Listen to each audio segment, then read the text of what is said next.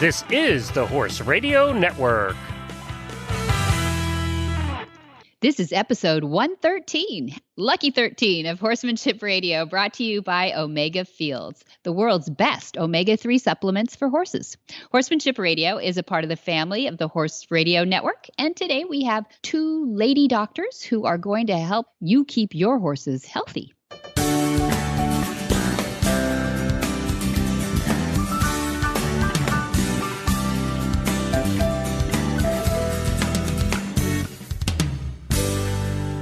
This is Debbie Laux, and you're listening to the Horsemanship Radio. Thanks for joining us. Horsemanship Radio airs on the 1st and the 15th of the month, and I have my producer, Jen, with me today. Hi, Jen. Greetings, Debbie. How are you? I'm good, thank you. I'm good. I think you're going to enjoy. I think one of these episodes you were not, you know what? I don't think you were in on either one of these when I No, this is going to be a first-time listen for me. Yeah, you get to hear us talk to a couple of real brainiac ladies who not only love their horses, but they are really going to help us talk a little bit about how we should be feeding and taking care of our horses. I really like these interviews. That's right. It's fascinating stuff, and I love to geek out on nutrition. Do you? I love it. I love to geek out on horse health. And Dr. Wendy being a co-host at the driving radio show, I get to geek out with her when she comes to visit. Yay! That's right. That's right. You guys live close to each other, don't you? Yes, she is in Florida as well, a little bit south of us. And she lives down there and has a couple of horses that she has in her backyard, some of her retired competitive driving horses. Mm-hmm. So we get to geek out together. I think I feel bad too. You know how it is when you're a vet. People ask you vet questions all the time. Yeah. I can't help myself. Well, I think then you feel needed that way, though, right? Well, yeah, let's go with that. Come on, and you're in the family. Let's go with that. That's right. I've got this little thing on my elbow. Could you check it out? No, I know. We all do that. We all do. Yeah, and I mean, Dr. Wendy, gosh, what a career anyway of across medical, right? She pets, a breadth, horses, yes, a breadth of knowledge, yes. Eats, takes care of, and it's in her family too. Her husband is a doctor of chiropractic. Is that it? Yes. Yeah. Okay. So she's got it all going, and I've never had her on the show before, and so we've been remiss actually. Picking her brain or her first knowledge, but I'm glad you get her all the time too. So you can listen in on that. So we really basically did an introduction, but I think people should listen to that, take in the breadth of her, and then contact her if you have any questions, because she is really willing, as you know. Oh yeah, she loves helping people help their horses. Absolutely, that's what she does. That's why she does it, and that's why she went to school for 4 jillion years. Yeah, exactly, as those doctors do. Does she still have Duke with her? Duke, she won a reserve national single champion. Yeah, yes. She does. Yes. Oh, that's wonderful. That's wonderful. And Juliet, a lot of people will know Juliet Getty, I think, from social media for sure. She puts out a great newsletter, and I see her on there giving tips to people all the time and everything too. So this is like going to put a name and a voice to that face they see on social media all the time, telling us, I know, things we're not doing right for our horse. There's all the, I love her book. It's called Feed Your Horse Like a Horse. I know it's a little duh, but we don't, do we? Sometimes we have things in our pockets, so we talk about, feeding the right things, and then we buy the wrong things. We feed it to them because they love it, not because it's good for them. Just like us. Or a little extra, if this much is good, a little more is better, right? Yeah, just like us. Yeah. Do you have a little fatties sometimes? We have fatties. Just like, if one peanut butter and jelly sandwich is good, then 2 peanut butter us. Yeah. Okay. I thought you were talking about your horses. But So how are your horses looking? Svelte? Are you going to feel guilty during these interviews? I'm liable to feel a little bit guilty. Okay. I was a bad horse owner over the winter. We found some really lovely hay grown up in New York State over the winter that we fed our horses, and they loved it. It was lovely. Second and third cutting orchard grass hay, and they cleaned it up, and everybody was happy. It was great hay. And this spring, when I clipped Scooter, we clip him every spring because he gets hair like a woolly mammoth in the winter, despite the fact that we live in Florida. Yeah. So come February 14th, I clipped him. And I was a little bit surprised because I thought there would be more hair and less pony. He actually had a lot of pony and less hair. Hair. Yeah, so he's Yeah, I pretty hate that feeling. rotund.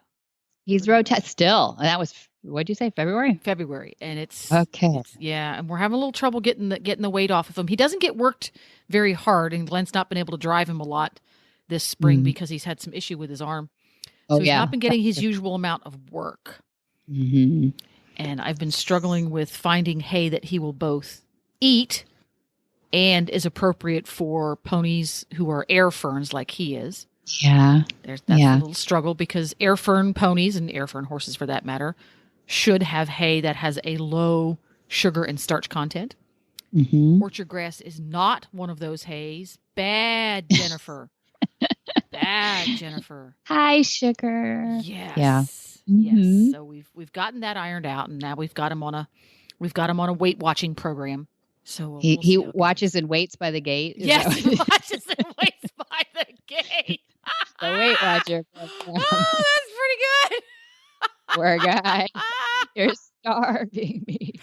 I Yes, know. that's pretty It's much hard what to find the it hay. More nosh, less, Yeah, more nosh, belly. less calories. In Yeah. California, is it a struggle for horsemen out there to find appropriate hay, or is it pretty available? yeah. Is it grown locally? So yeah, no, we're supposed to be the breadbasket of America or something out here, right?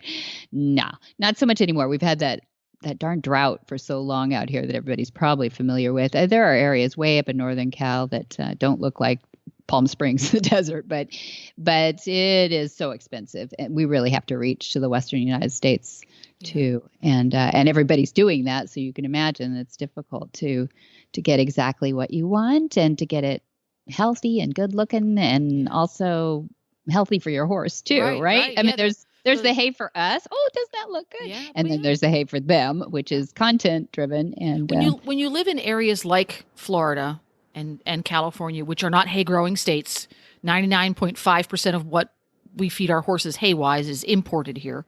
The little bit of hay we do make in northern Florida is generally for cattle. Mm. It's actually harder to feed easy keepers Yeah. because farmers are not going to, and wholesalers are not going to bring in lower priced hay, because the lower the price is, the lower the profit margin is, and they need to make a profit. They're running a business. So they're not going to bring in the hay that's over mature or that's less popular because it doesn't sell as well and it doesn't sell as good a price. But that, if you've got a fat horse that needs mature hay, or they need Timothy hay, which is expensive to make because it can only get you 1 or 2 cuttings. If you've got those ingredients in your horse's management, it's a real challenge to find foodstuffs. Mm-hmm. Yeah. Yeah, but we're obligated, aren't we? Otherwise, we get our horses not looking so good, or a little, a little fluffy. It's actually less stressful for me to feed a skinny horse than a fat horse. The thin ones, you go to the store, you get yourself some Omega Fields. Yeah. Yeah. and you give them good quality feed. Absolutely. You're going to be able to put weight on your horse. Whereas the thin one, he still has to eat to keep his guts healthy, so he doesn't have ulcers and other behavioral problems. That's but right. it can be a real challenge to find stuff that's healthy for him. It's just like a person who has a low metabolism. It's a real challenge to stay healthy. Exactly right. The Mustangs, which we're really familiar with out here, they're definitely, as you say, air ferns or easy keepers. Yeah. They, have just been generationally survived by living on, dirt little and air. threads of stuff. Yeah, dirt and air. And so, we have to, and it's tough when tourists come through and see the horses out in the sand paddock. It's like, oh, wouldn't he be better off on it? Yeah, well, you know how big he'd be. Yeah, he would not be better off.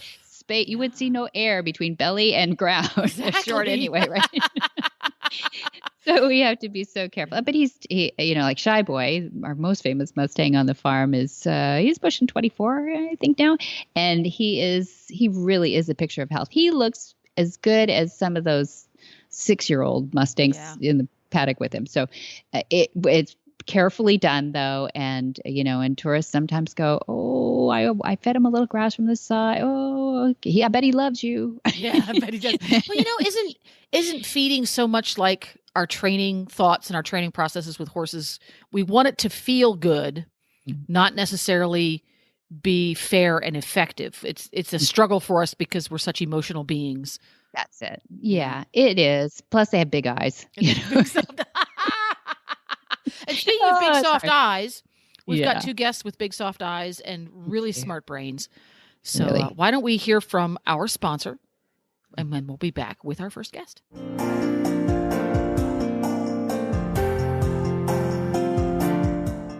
Your horse is your partner in sport, in leisure, and just in life.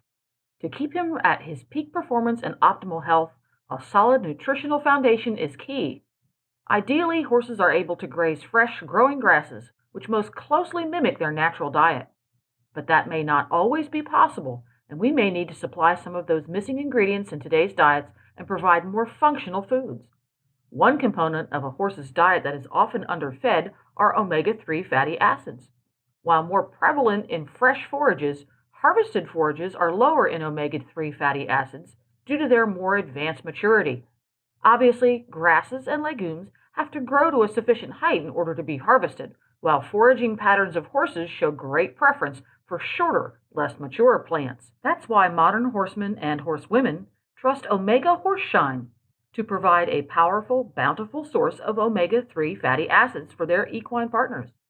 Look for Omega Horseshine from Omega Fields at your local tack and feed supplier, or you can find them online at omegafields.com.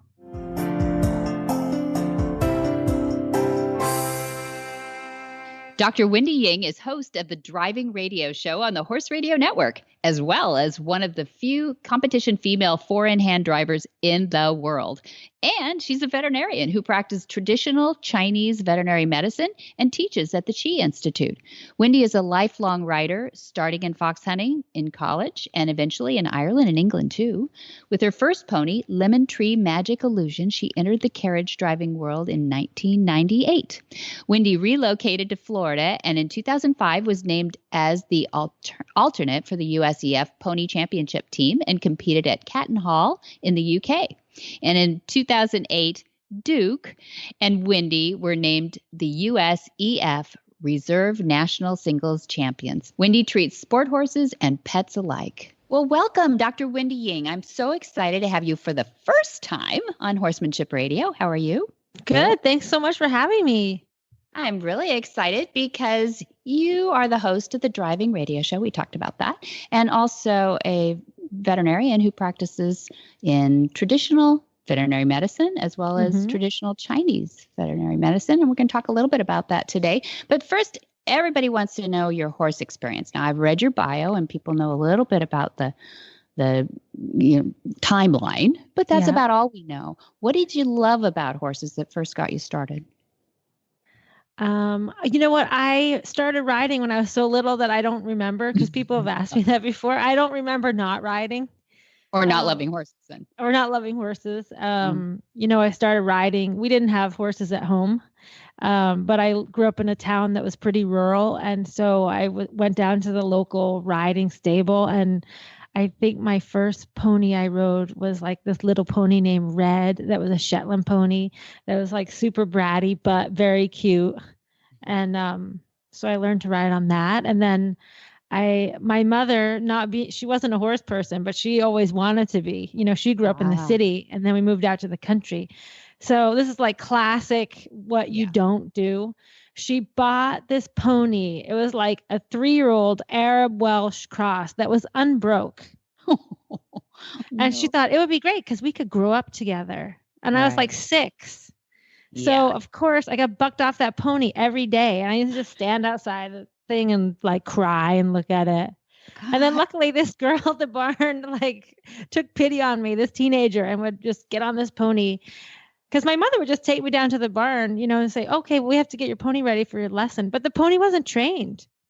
So this teenager who's giving the lesson? Oh, a teenager. Okay. Gotcha. No. There was there was a trainer at the barn, but this was like, backyard stable. So this kid at the barn used to get on my pony and, make it behave. And then I could get on and ride it. That was my first pony. Wear him down a little bit. I'm always surprised how people stay in horses, aren't you? Well, that's how you know you love it, because why would I keep doing that over and over again? Seems really Exactly. Parents, are you listening? Get your little 6-year-old tiny little girl a draft horse who will be quiet and old and ploddy and let them just ride the couch for a while, right? Yeah. Yes. Yes, that would be great. Yeah, I don't understand how many girls stay in it, and even dads are more confused by that than ever, I think too. I think that you're probably as much a cross-section story as anybody until it gets into your proficiency. I mean, you don't just become a writer, you become a cross-discipline writer. You started off in fox hunting. So tell us how you made that transition. Yeah, I did some hunter jumper stuff, and then I went to college in California. I went to San Jose State, and I was boarding at this farm, and I was, in my 20s, and this group of riders used to fox hunt with the Los Altos hounds, and they're like, "Oh, you got to come with us." And at the time, they were hunting on Stanford University property. Yeah, it's beautiful. Yeah, you know where the big telescope is on the side of 280? We used to hunt that property. Wow. And it was right near my barn. I could hack to the hunt. I'm like, oh yeah, I got to go hunting. This sounds fun. I had never been fox hunting. And so I took out this horse, and he was okay trail riding, but he was, I had never really, done much galloping outside the arena. This was my show hunter, and he was like 17 hands. Oh. And I took him out, and he must have been hunting before because he heard the hounds and he had that whole body shake. Oh, wow. And we got out there, and I was like, okay, it's like not going so good. He's a little nervous. And the huntsman blew the horn, and that horse reared up and did like a 180 and then just took off because we were drag hunting. So it's fast, you just hit the line and go. And we ran we must have run for like 15 minutes. And I couldn't stop. I was trying to, but there was no stopping. So I just gave up, and we're running across this field in California. This all gopher holes, all the gopher holes you have out there. And I was just I just closed my eyes. Right. And we got to the end. Do you know Mary Triscornia out there? I don't know. Mary Triscornia, she's an eventer, but she was our master at the time. And we got to the end of this run, and we're at the top of that Stanford hill with the telescope. And I'm crying. This is my first time out hunting. I couldn't stop. I thought for sure I'd be killed, but luckily Mary stopped, and the hounds stopped where the little cookies were for them. And she's like, "Oh, good, Wendy. You did a great job keeping up." And I was like, "Oh my God." She thought you were trying, huh? Yeah. That was awesome. But so anyways, I ended up getting a different horse for hunting that ended up being really super. And I fell in love with fox hunting, and I did that for a while. And then I started driving, and then I did combined driving for maybe 10 years, and I loved it. It was so much fun. Yeah, that's a big switch, though. I can imagine why you moved to Florida. Flat as a pancake. Was that good for driving, or was just a move to Florida? No, that was good for driving, but also I was living in Virginia at the time, and I really love Virginia, and I could hunt every day of the week in Virginia. But it was just too cold for me. And, as I got older, I realized having horses, if you're in a cold area, especially being a horse vet, it's seasonal, right? Everybody was gone after Thanksgiving. That's it. If their horses aren't dying, you have no calls from Thanksgiving to, the middle of February. Yeah. So that's why a lot of horse vets go to Florida for the winter, do other things. So I thought, I don't like to deal with cold, and I just decided to move to Florida. I hear you. I hate the cold. I don't know how people do it, but Florida's a big change from Virginia. So it worked completely for the horses and for you, and you won a world championship. Cat and Hawk. Well, I didn't win a world championship, but I did compete for the United States equestrian team with a pony at the Pony World Championships in England as an alternate. I was the alternate. Amazing. And that was very fun. And that was a Welsh stallion that a friend of mine loaned to me, and his name was Minifred Megastar. And he actually is still standing in Colorado. He's the super cutest pony ever. It sounds like a unicorn name, doesn't it? Yes, he is a unicorn. He is a unicorn. He has his own Breyer. He does. Oh my He God. does. My ignorance. When this friend of mine told me I could drive this pony, I was like, really? Because I have been like stalking this pony forever. I love this pony He's stallion. a rock star. So Well, I love that you treat everything. You treat sport horses, you treat animals, you treat living beings, and you're pretty learned in the human balance and health field as well. I'd love to hear, just because this is like our inaugural show here too, a little bit about what traditional Chinese veterinary medicine means, because that's unique to our show. We've never had anybody talk about that on the show. And I know you're a trainer as well as a vet. So tell me how that life intersects. Well, in traditional Chinese medicine, both human medicine and veterinary medicine, we use a theory called the 5-element theory. Okay. And if you're familiar with Feng Shui, that's the same thing as 5 elements. Okay. So the 5 elements are fire, earth, metal, water, and wood. And so those elements interact with one another. So when I am diagnosing a case, I diagnose the animal's constitution. We call it their constitution. And there are different traits that let me know if it's which element it is. And depending on those traits, Chinese medicine was developed, way before we had diagnostics, thousands and thousands of years ago. So it was pattern recognition. Okay. So what you're doing is you're kind of recognizing the major constitution of that animal or person, and then different type of people or animals will be more prone to different diseases. Okay.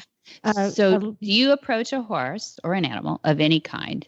Mm-hmm. What's the first thing you do to assess that horse before you even touch the horse? Maybe is that possible? Yeah, and this is something that we all do. We just haven't classified it. But as a horse person, this is what you do. So you say you're on vacation, right? And you're going on a horse trail ride. Right. And you look at this string of horses. Yeah. Okay. Okay. You know the one you want to ride. Right? It's true. You don't want this crabby mare standing there that's going to buck you off, or you don't want the super fat, lazy one that is going to be dragging his feet and you're going to be kicking and it's going to be wanting to go back to the barn. Right. Right. You want the pretty happy one, or you want the one that knows his job. Yeah. And the reason why I'm not saying that there's not a 5th one is because the water horse, who's scared of everything, isn't going to be at the trail stable. They don't even put him in there. No, they don't even put him in there. So that's what I'm saying. As a horse person, you already know what personality. So the fire you just described fire, earth, metal, and wood. You left out water. Okay. I left out water. Got it. So the fire is like the diva, happy, pretty. The earth is the lazy one. But they're super food motivated, and they can be fun, That's what I wish I had an earth when I was growing up as a little kid. Right, exactly. The metal is one of my favorite ones as a trainer, because the metal knows their job and they're very happy doing their job. Once they learn their job, they're perfect, the schoolmaster. Yeah. The water is a little bit fearful and untrusting. But, a balanced water, like a water that you know how to handle, it can be very, very good. And then the wood is kind of they're very aggressive and athletic, but they can be crabby. And they can try to boss you. So you have to be bossy, or you have to do everything the exact same way. I did a little bit of reading on the 5 elements just because I knew I was going to ask you this question. I didn't want to sound like a total idiot. But the history of this goes 3,000 years back is what the first thing I read. And I love that what you just described, these 5 elements and the healing process, was passed on from father to son generationally. But that if that father was hired by somebody to heal somebody, they were only paid if they got that person healed. Right. Or animal, right? And so it died with that family. If you didn't heal anybody, you didn't get paid. So it went away, so that the best ones stayed in it. I thought that was just interesting about how proficient this must be over 3,000 years. Well, I'll tell you what, in vet medicine, there's a lot of my clients that feel like if I didn't cure their animal, they don't want to pay either. They can't get away with chopping off my head and not paying.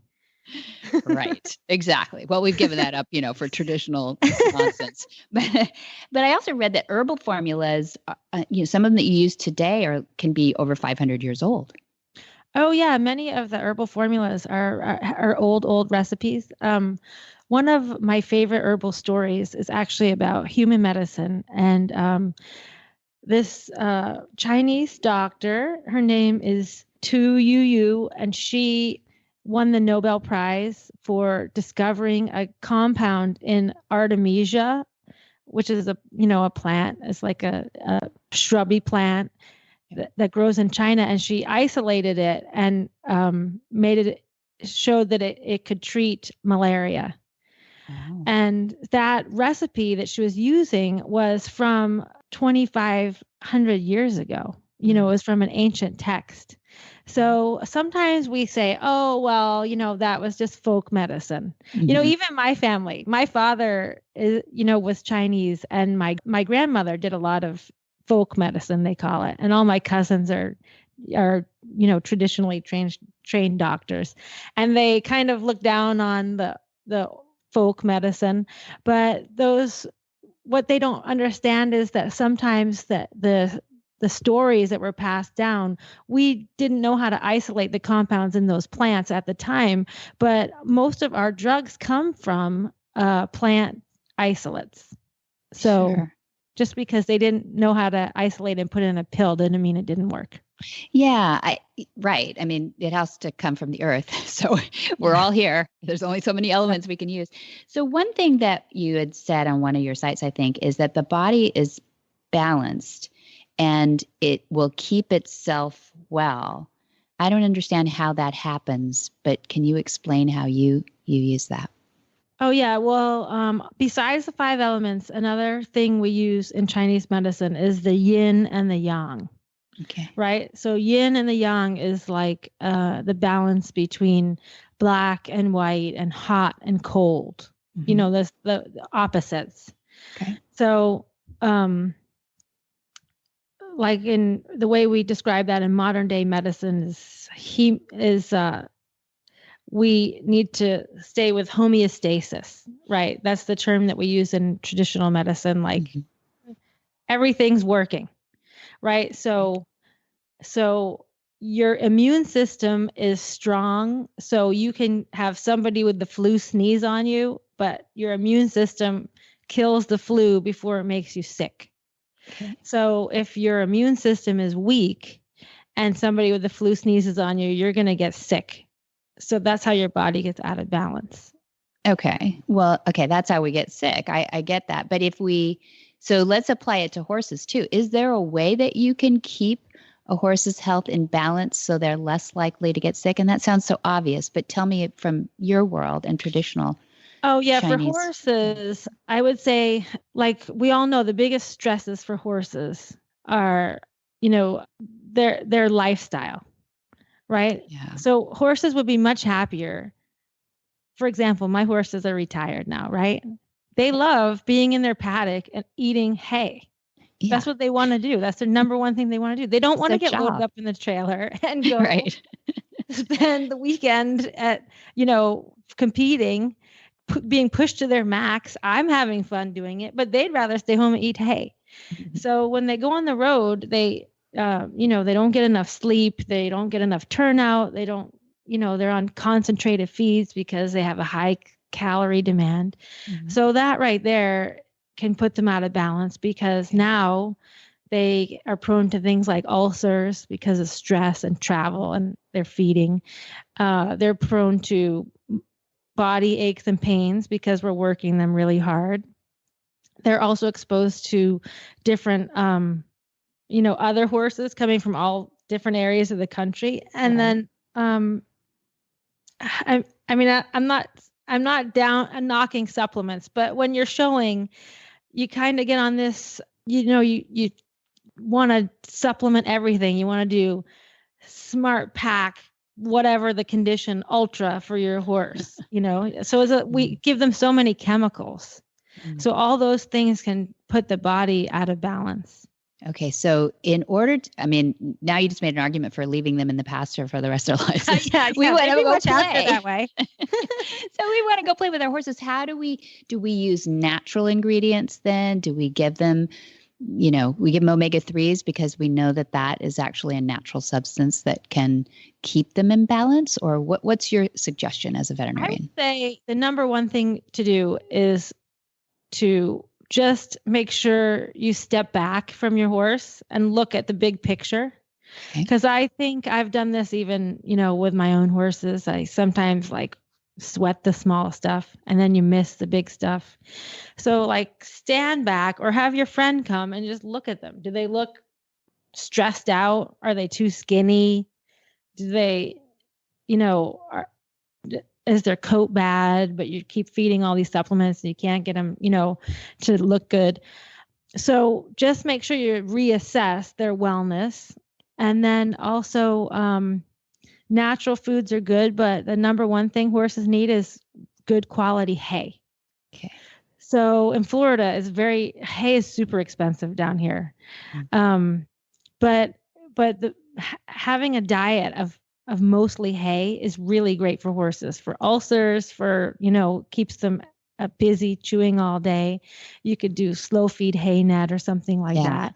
Okay. And then just be aware of their, try to be aware of their aches and pains before it turns into an issue where you have to call the vet. I appreciate that because you really are putting yourself out of business if everybody kept their horses really healthy. Well, no, see, I have a wellness practice, so. Oh, that's good. Yeah, I like that. And your husband too he is a chiropractic for horses too, right? Yeah, people and horses. Chiropractor for people and horses. And so that's kind of the mindset that we need to get into with our horses when you want to keep them healthy for a long time and competing and doing stuff is if you say you go out and you push them a little hard one day, you rode them a little too far on the trail and you knew they weren't fit enough to do it. But, anyways, it happens. We all do it. Right. So then maybe you give them a couple days rest. Maybe you give them a massage, because there's a lot of massage techniques you can do as the owner that can help them a lot. Or maybe you give them some natural anti-inflammatories. Maybe a herbal formula, or you mentioned the omega-3 fatty acids. Chia seeds are really good for horses. And then horses are pretty good at healing themselves. But if you keep pushing them harder and harder with an injury, say they have strained their suspensory, right? And that can show up as very minor lameness. But if you keep pushing and keep pushing and keep pushing, it's going to turn into a big issue. And now you're going to have to be 3 to 6 months of rest. Right. Yeah. So if you just do a little bit at a time. Yeah. Perspective. Yeah. So I hear you saying balance. I hear you saying perspective, have somebody come in and see who hasn't seen your horse for a month or something and ask, am I making progress or am I not? Keep a wellness program going. If you don't live near Dr. Wendy Ying, find a practice that you can keep your horse well with, and do keep your hands on your horse. Your husband, Kyle Swanson, is a DC, but if you've got somebody nearby, or if you can figure out, hey, go on YouTube.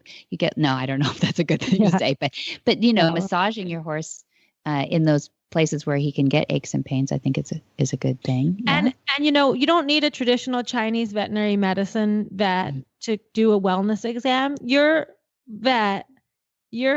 equine vet you have now would love you to call them for a wellness exam. Yeah. And it doesn't have to involve ultrasound and x-ray, but they can come out, they can look them over. I mean, it's worth it to pay for a visit, a wellness visit. That's a really good idea. Rather than just have them come out once a year for teeth, coggins, and shots. Yeah. Yeah. Let your vet get to know your horse too, and how you live the rhythms of your seasons, if you're showing and things like that too. Yeah. Well, thank you, Dr. Wendy. How do people get a hold of you if they want to ask you questions or know more about your practice? Well, I have a website called, it's www.drwendyying.com. That's drwendyying.com. And I have a blog there. And then also I am on the Horse Radio Network. I have the Driving Radio Show. And we have a traditional Chinese medicine segment there. So you can reach me through that too. Well, thank you. And on Facebook. And Facebook too. Good. Yeah. And she's got such a pretty hat in all her photos. You'll have to see that. Go on. Well, you know, that's why we drive. That's why you drive. You put that hat on. So, and I'm going to post, if I can, the element chart too, so people get a little idea of what we were talking about here too. Thank you, Dr. Wendy. I appreciate you being on the show. All right. Thanks so much for having me. Yeah, it's fun having you on Horsemanship Radio. Hi, Carol Herder here, president of Cavallo, home of the world's most trusted and popular hoof boots. You know, one of the most interesting parts of what I do is the many horsey stories I get to hear. Most of them are really uplifting. Some are stories of challenges, and a few are downright sad. Recently, a wonderful woman took the time to approach us at a show to share a story about her horse who went down in quicksand. It started out as a really scary story. We were holding our breaths, waiting for the outcome, and it turned out wonderful. They winched the horse out relatively unscathed, albeit, a little traumatized, and everyone standing around were super amazed that he still had his Cavallo hoof boots on. Scary story with a good ending. Another testament to Cavallo. If you don't have a pair for your horse, it's time. Cavallos are easy to put on, easy to take off when you want to take them off, and they stay on. They stay on in all terrain. Cavallo, the world's most trusted hoof boots. Dr. Juliet Getty is an independent equine nutritionist with a wide U.S. and international following. Her research-based approach optimizes equine health by aligning physiology and instincts with correct feeding and nutrition practices, too. Dr. Getty's goal is to empower the horse person with the knowledge to provide the best nutrition for his or her horse's needs. Dr. Getty is an author of the comprehensive resource, a lot of you have heard of this, Feed Your Horse Like a Horse, as well as the 7 topic-centered Spotlight on Equine Nutrition series of booklets that she's written. She also offers an informative e-newsletter, Forage for Thought, and her website, GettyEquineNutrition.com, provides a world of useful information for the horse person. Well, welcome, Dr. Juliet Getty. I'm so happy to have you on the show finally. Well, thank you, Debbie. It is a real pleasure to be here. Thank you. My honor. You have been in the business a long time. Now, where are you calling from? Are you in Texas now? I am. Been around, lived in several different places, but I'm now back in Texas to be near my kids.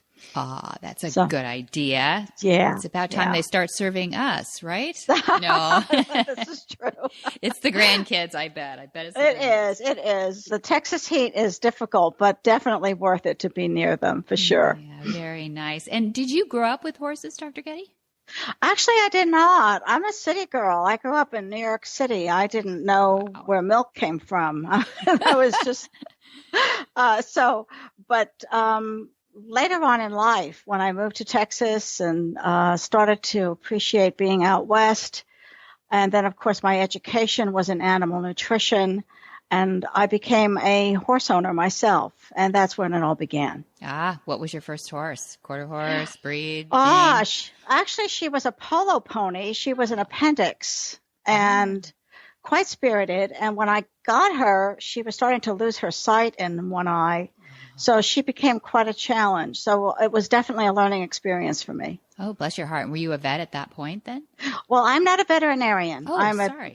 That's okay. I am a team member. I consider myself for any horse owner, since veterinarians are medical professionals and they don't have much knowledge when it comes to nutrition because they don't take courses in vet school. They're not required. Most of them are not required to take any courses unless they choose to as an elective. And they're pretty busy when they get out of school unless they choose to go on and further their education. Whereas I am a PhD. My master's and my PhD are both in animal nutrition. And so I have a great deal of concentration and study in that area. And so between myself and a qualified veterinarian, we make a good team to help horse owners make their horses healthier. Yes, you do. And you've been doing this a long time. So how long? I have. Yeah. Well, it's been over 25 years since I started doing this professionally. And I haven't looked back. I used to teach comparative nutrition, where I talked about nutrition for people, dogs, cats, guinea pigs, birds, and horses. And then I started to concentrate just on horses when I retired, just because they're fascinating and you fall in love and there's just no going back. Yeah, I agree. You're hooked. It's yes. that 12-year-old girl finally manifested in there, right? The one. Oh. Yes, absolutely. Absolutely. For sure. My dad always says if he believed in reincarnation, which he doesn't, but if he did, he said he'd want to come back as a horse owned by a 12-year-old girl. That's the best. Yes. That would be lovely. Well, sure. I read your newsletter. I love your writing. I love your work. I have no idea how you ended up with horses, given that you were born in New York City, but I love that you did, because you've been a super advocate for horses and a better lifestyle. What prompted this interview was I read a wonderful article that you had done about a science trial done in Poland. And I just thought, I love this lady.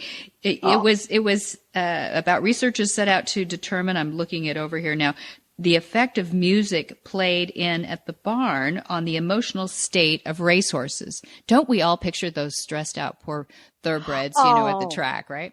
Yes. I think their lives are particularly stressful. And music in this particular study, it struck my eye because I know the composer of the music that they used in the study. Her name is Janet Marlowe. Her company is called Pet Acoustics. And she develops music to help horses and dogs and cats.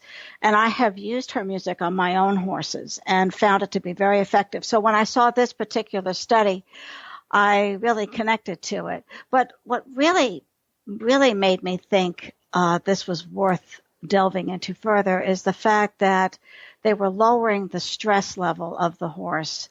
And I'm all about lowering stress, since that is a major health problem, frankly, with horses, and affects their daily lives and their performance, but also their overall health in a vast variety of ways. Mm-hmm. And you think that's not just a flight animal thing, but you think that we maybe compound the problem a little bit by the environment we put them in. But it is a noted thing that a flight animal is a survival mechanism, is a bit of their adrenaline level and their cortisol levels coming up to. Sure. Yeah. Right. So we're sort of fighting that anyway, right? Well, sure. I mean, that's the way they're designed. They're designed to flee at a moment's notice. And so when their stress is elevated, their cortisol level goes up, which is that fight or flight hormone that tells them to flee or stick around and fight. And horses never stick around to fight. So when they're confined, for example, when a lot of horses live in barns and stalls, this can become an issue for them. But I have found actually the most powerful stressor that horses experience is the restriction of forage. In other words, not allowing them to have a steady flow of forage all day long. This goes against their instinctive behavior, since horses are grazing animals. And in a wild situation, they have access to all types of forages, plants, seeds, flowers, you name it. And in a domesticated situation, we often feed them more like dogs or people, giving them a few flakes of hay every few hours, where they may go for 2 or more hours with nothing to eat. And that is particularly stressful, not only leading to digestive issues like ulcers and colic, but also creates a hormonal response that makes it difficult for them to lose weight if they're overweight, or can inflame their brains so that they can develop Cushing's disease down the road, and even have more inflammation that affects every part of their body, including their feet, their joints, their eyes, their skin. The list is endless, really. Mm-hmm. Yeah, just all those effects. So, yeah, we don't want to do that, right? I mean, we love our horses and yes, we want to take care of them, but we don't always know how. So now you've just touched on one thing, which is the confinement. What about when it's wintertime and there's 12 feet of snow out there and there's not much choice on that confinement, right? Yeah. Well, 12 feet is quite a lot. That is a lot, not yeah. Very many of us have 12 feet. At one time, though, when we lived in Colorado, we certainly experienced that, and those were tough days. But if the horse has to be in a stall due to weather, then you need to make sure that they have forage available 24/7. So that this can be accomplished simply by putting hay on the ground. Though there's more waste when you do that, since they pee and poop all over it. But you can also use a variety of feeders that allow them to graze, quote unquote, slowly, and so that they can relax. Because when horses have forage available 24 hours a day, every minute of the day, they don't eat all of that during all of that time. They relax. They walk away. They take a nap. They chat with a friend. And so, in other words, they just are calm and easygoing about it. And when they see that they can go back and return to their feeder and the hay is still there, something really magical happens. They start to self-regulate and they start to eat only what their bodies need, and their weight becomes normalized, their body condition becomes healthy, and they become better behaved too. It's remarkable to see how horses become who they're meant to be. They're not irritated, they're not spooky, they seem to be more attentive. They're more affectionate. Just become better.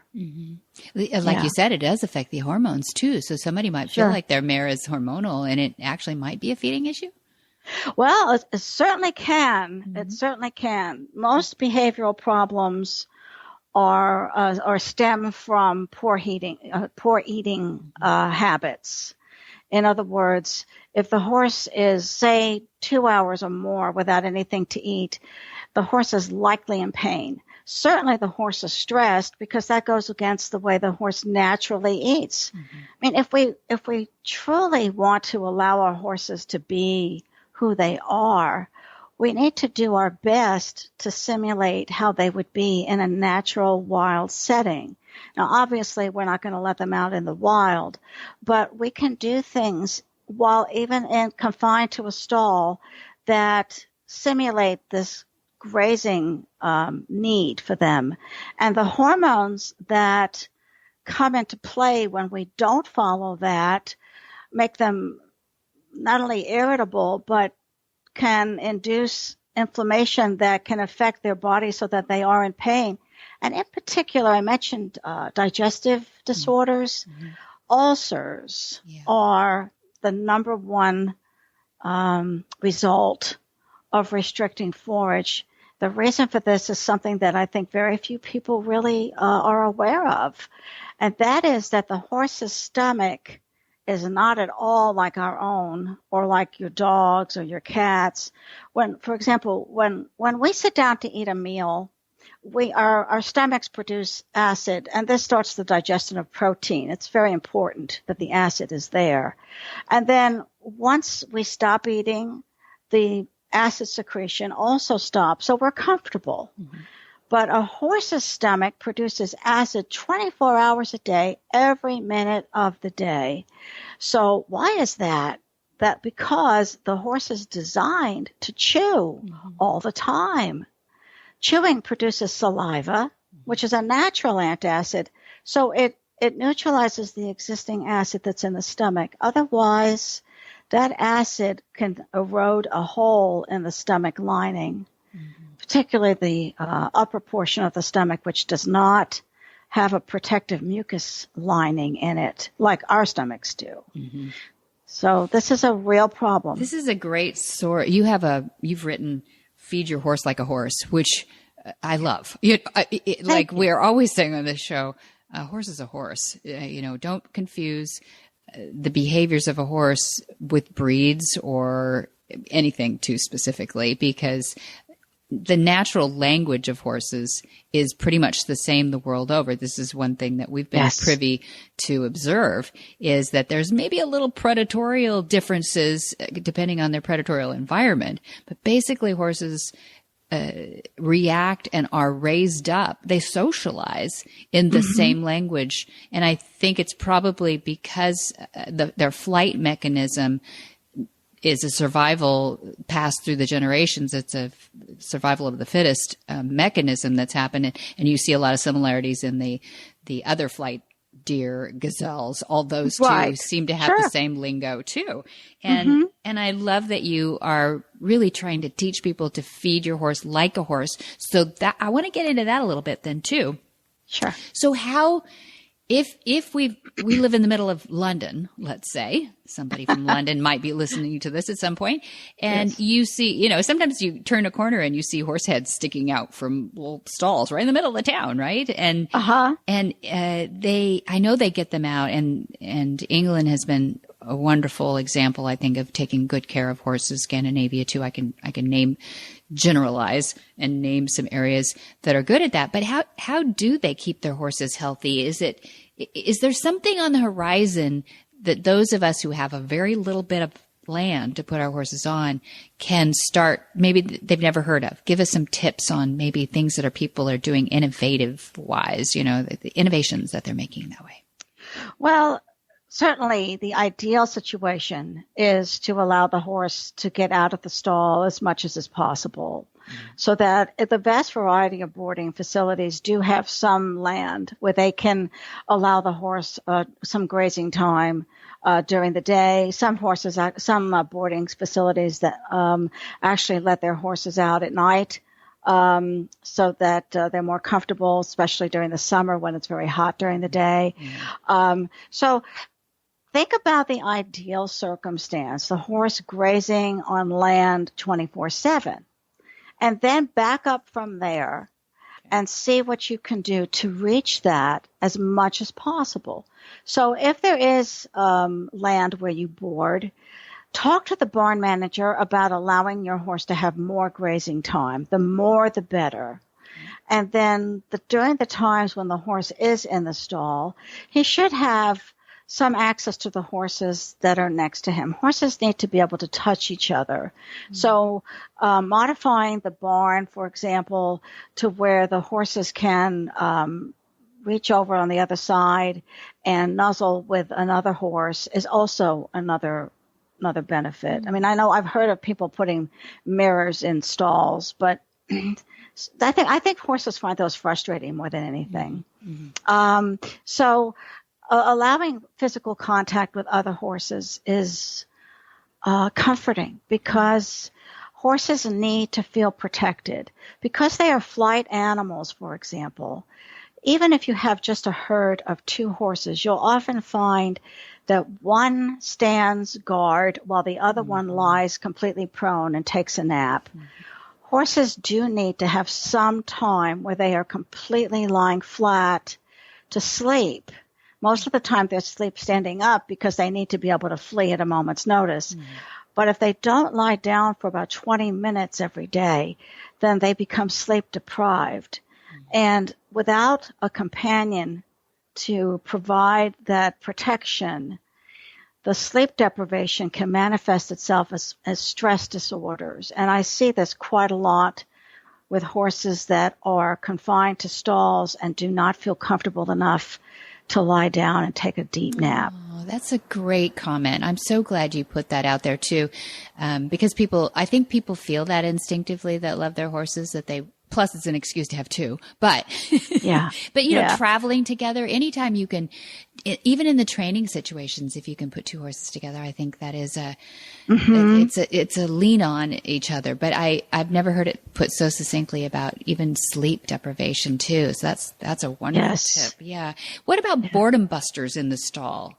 Hanging balls and there's all kinds of things. I mean, the toy section in some of the catalogs is really amazing. I suppose that they're helpful. Anything. I mean, it can't get boring, but If the horse does have access to hay all the time, then that will relieve not just boredom, but also the discomfort and stress that the horse feels.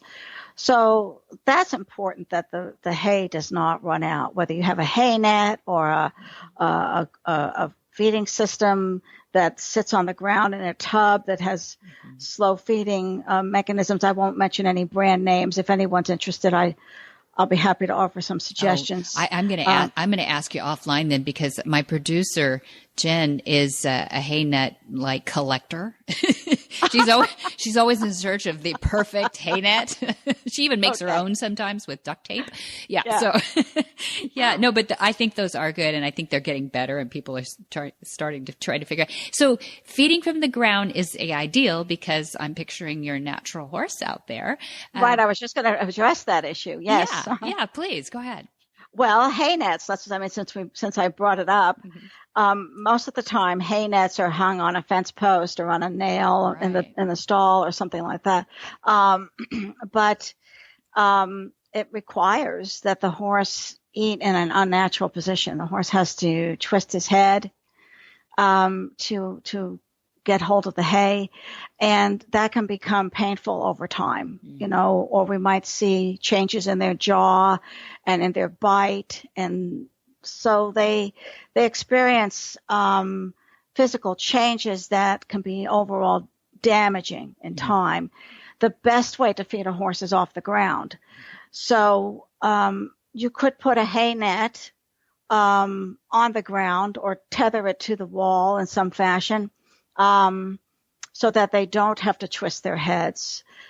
But if they have shoes, this becomes an issue, because they can get caught. Yeah. So there are other systems that feed horses at a high enough level so that they're not likely to put their foot up that high to get it caught in the system. Okay, gotcha. So there might be a little algorithm there that we can figure out that keeps them out of trouble. Yeah, horses do help find ways to get themselves in trouble. So I thought maybe we just have a few more minutes, but I'd love to do kind of a lightning round tips for you. I have a couple of questions that I thought I'd just throw at you too. Sure. Not too big surprises, but that if you had quick answers for, you've done this a long time. So tips like hay before grain or the other way around. Oh, I just wrote an article on this particular subject, so thank you for bringing it up. The hay, as I already mentioned, it's really a moot point, frankly, because the hay should be in the digestive tract at all times anyway. Okay. So that would be the best way to feed regardless. Perfect. However, if you feed grain on an empty stomach, then that grain is going to leave the stomach very quickly and enter the small intestine, where supposedly it gets digested.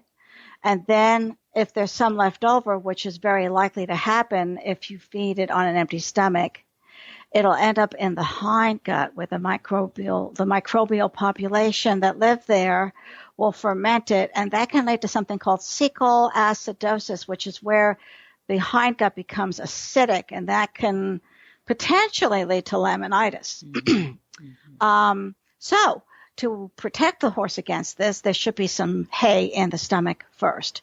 So the answer to the question, feed the hay first. Okay, perfect. Okay, treats. What's your opinion on that? Yes or no? Are there healthy ones, or what are the no-nos? And well, treats, I mean, I'm not going to get into the behavioral aspects of it. There are different ways to give treats to be safe and to teach your horse, that you have to have your space. Mm-hmm. But in terms of nutrition, there are lots of treats that are very, very good. And I have quite a few on my website that are low in sugar and starch for horses that are overweight, for horses that have insulin resistance or Cushing's disease.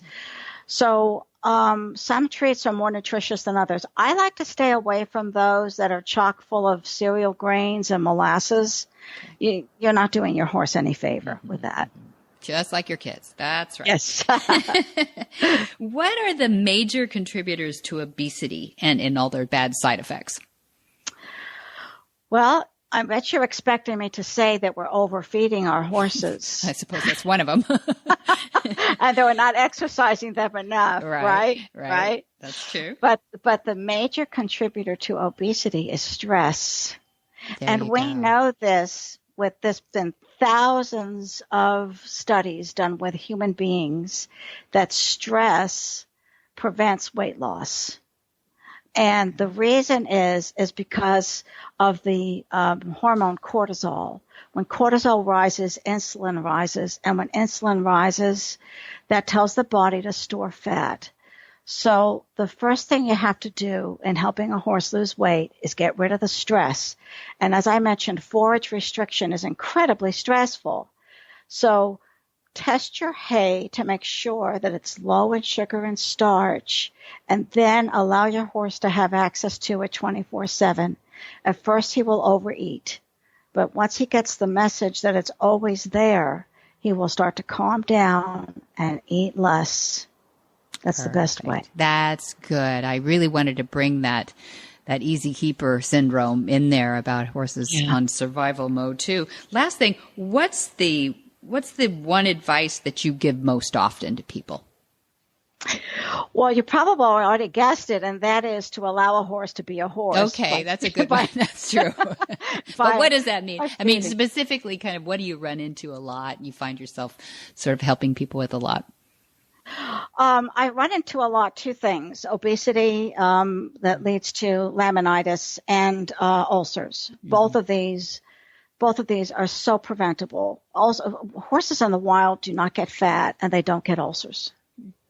These are conditions that are developed because of our way of treating horses and our way of feeding horses and housing horses. And so, unfortunately, it's a man-made or a woman-made disorder. Both of these are. And so the first approach is to make sure that they are fed, like I say, in sync with the way they are designed to be fed. That's the best way to show respect for your horse. And then you can treat inflammation through a diet that is high in anti-inflammatory antioxidants, or I use various herbs and preparations for the stomach lining to heal if there's ulcers involved. So those are the two areas that I find I'm working with most frequently. Great. Okay. Well, I hope people will go check out your site. So that website again is, did you say it's www.gettyequinenutrition.com. And from there, you can get to my library, information about consultations. I also have a store where there's supplements that I recommend, and really quite a wealth of information there, much of it free of charge. That's wonderful. It's a huge resource. People should take advantage of it. If any of this is concerning you at all about your horse, please look up Dr. Getty and follow her newsletter. I love your Forage newsletter, Forage for Thought. Forage for Thought, and they can sign up on the website as well. Perfect, Dr. Getty. Thank you so much for joining us on Horsemanship Radio today. We'll have you back. Oh, this has been a true delight. Thank you so much. My fun. Thank you. Whisper the language of the herd. Listen, you don't have to say a word. It's time for Jamie Jennings to fetch an email from Monty Roberts' inbox and share a morsel of Monty's wisdom in a little segment we like to call Ask Monty. Leave this world a better place than mine. The magic in the language of the herd. Horsemanship Radio producer Jen here again, and I am pinch hitting for Jamie while she's out in Big Sky Country training some beautiful Frisian horses. Tough gig, eh? Here's our question. Why do we mount from the left side? Is it merely tradition, or does it to do with the horse's physiology? Monty's answer. The fact that we mount on the left side dates back in history to a time when horses were ridden primarily to go to war. Soldiers were equipped with sabers routinely attached to the left leg. The right-handed trooper would draw his saber across his body with the right hand. If you attempted to mount from the right side, you would have to use your left foot in the stirrup. This meant that your left leg was obliged to swing over the horse's back with a saber on that side. This would be awkward and even dangerous. The officers trained young recruits to get on their horses with their saber, rifle, and pack. This required a uniform set of regulations, and since most of the troops were right-handed, the left side of the horse was chosen for mounting. Thus it became known as the near side, and the other side as the off side. Through the centuries, it became a habit of all people who worked with horses to work from the left side. Most people working with driving horses would work from the near side because the harness was geared to be buckled from the near side. The bridle and headstall were also geared to buckle from the near side. Horses were habitually worked from birth from the near side, so most horses respond better from that side. For more of these insights into good horsemanship, go to www.montyroberts.com and click on the orange banner that says Get Free Horse Tips. Hi, I'm Monty Roberts, and I'm dedicated to training horses without pain. You can learn to do it too on my Equus Online University. Western, English, the beginner, or the advanced rider. It doesn't matter. You can connect with other students online too, on our forum, and there's a new lesson every week. It's a lifetime of learning for you on my Equus Online University at montyroberts.com. What in the wide, wide world of sports is going on here?